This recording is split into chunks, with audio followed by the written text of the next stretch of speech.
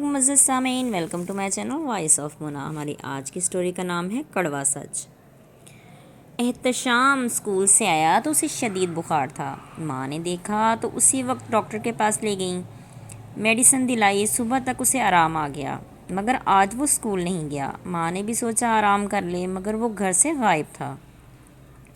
ماں ڈھونڈنے نکلی مگر وہ کہیں بھی نہیں تھا۔ اس کے دوستوں سے پتہ کیا لیکن کسی کو کچھ نہیں پتہ تھا۔ دل ڈر رہا تھا۔ شام کو وہ گھر آیا تھکا ہوا اور پھر بخار سے تپتا ہوا۔ کہاں گئے تھے تم؟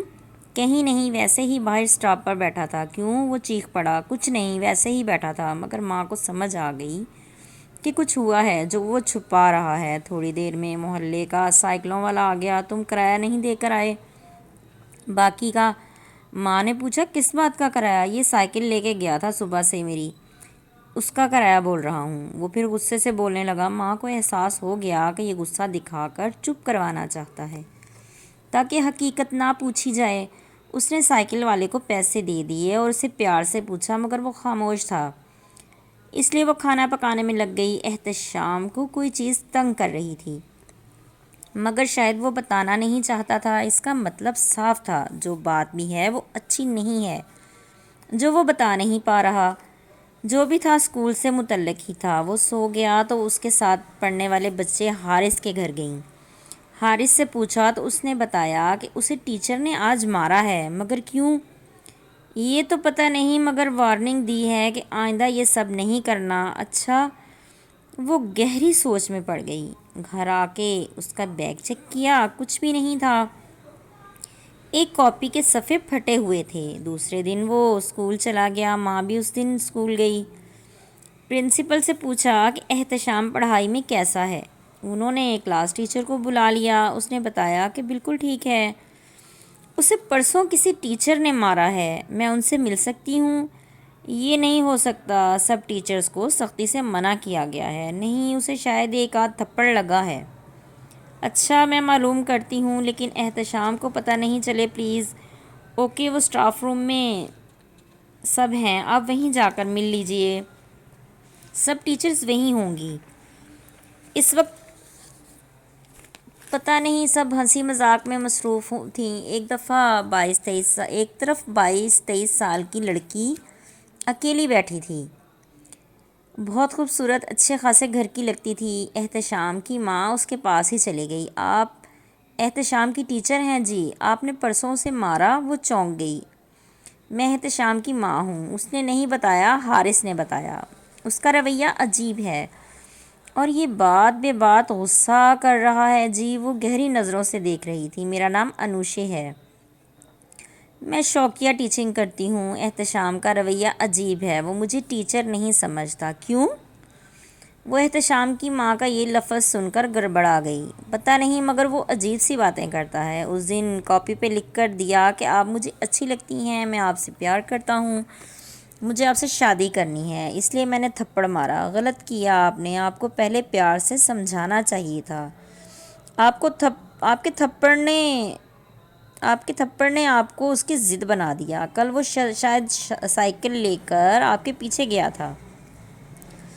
اب ساری بات کھل گئی، میں نے دھیان نہیں دیا۔ وہ یقیناً آپ کا گھر دیکھ کر آیا ہے۔ وہ ڈر گئی۔ مگر وہ بچہ ہے۔ ہاں بچہ ہے، لیکن اس کے ذہن نے آپ کو جو مانا ہے وہ وہی تسلیم کرے گا۔ اب آپ غصے سے بات نہیں کرنا، میں دیکھتی ہوں کیا کیا جا سکتا ہے۔ ابھی اسکول نہیں چھوڑ دینا۔ مجھے پتہ ہے آپ نے یہ سوچا ہے کہ آپ اسکول چھوڑ دیں گی۔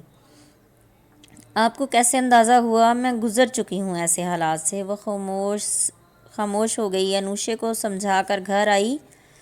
وہ ابھی تک نہیں آیا تھا، پھر آیا تو بیگ رکھ کر پھر باہر چلا گیا۔ پھر شام کو واپس آیا۔ ماں نے پوچھا، بتاؤ تو صحیح، کیوں پریشان ہو؟ انوشے ٹیچر اچھی لگتی ہے تمہیں؟ وہ ماں کی طرف دیکھنے لگا۔ اس کی آنکھیں حیرت سے پھٹی ہوئی تھیں۔ وہ اب آرام سے بیٹھ گیا اور رونے لگا۔ ماں نے گلے سے لگا کر پیار کیا۔ وہ مجھے بہت اچھی لگتی ہیں، میں نے بتایا تو مجھے تھپڑ مار دیا، یہ تو بری بات ہے۔ کوئی نہیں، ہو جائیں گی ٹھیک۔ ہاں لیکن احتشام، وہ بڑی ہیں، امیر گھر کی ہیں، آپ کے پاس تو کچھ بھی نہیں۔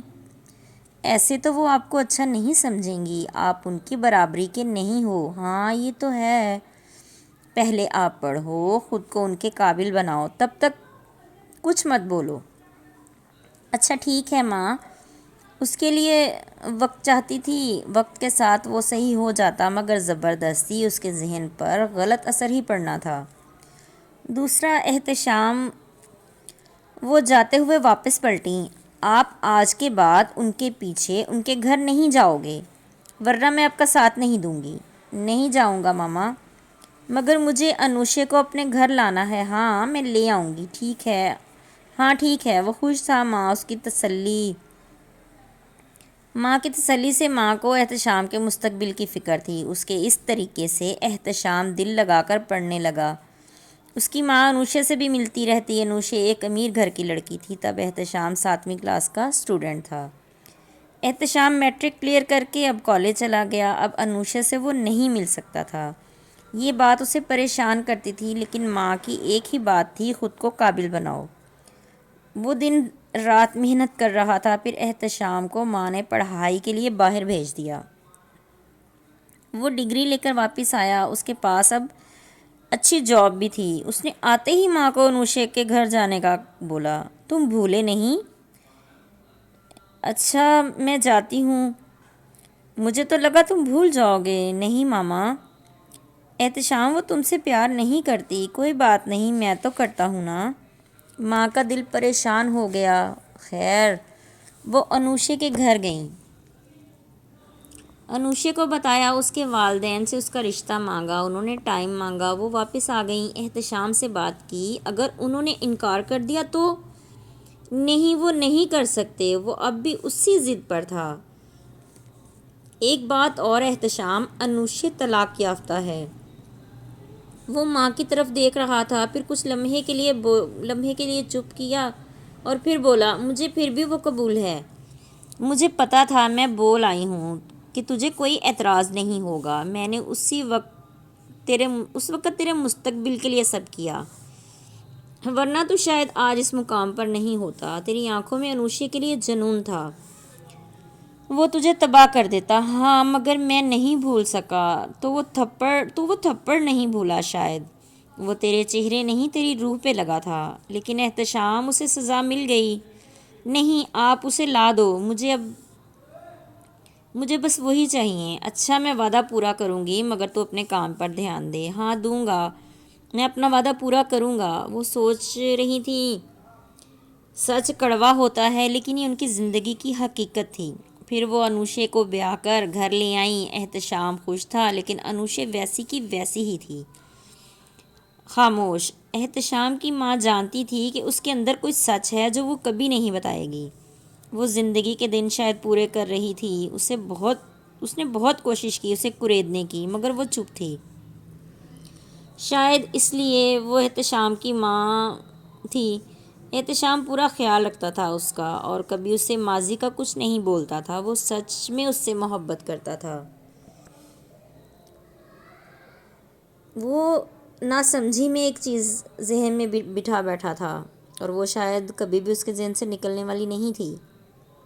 انوشے بھی شاید کسی کی محبت کا شکار ہو کر ان حالاتوں کو پہنچی تھی، اور ماں باپ تو بیٹیوں کو سدا گھر رکھتے نہیں۔ انوشے کے بس میں ہوتا تو وہ شاید کبھی شادی نہیں کرتی۔ جیتے رہیے، خوش رہیے۔ ملتے ہیں اگلی کہانی کے ساتھ۔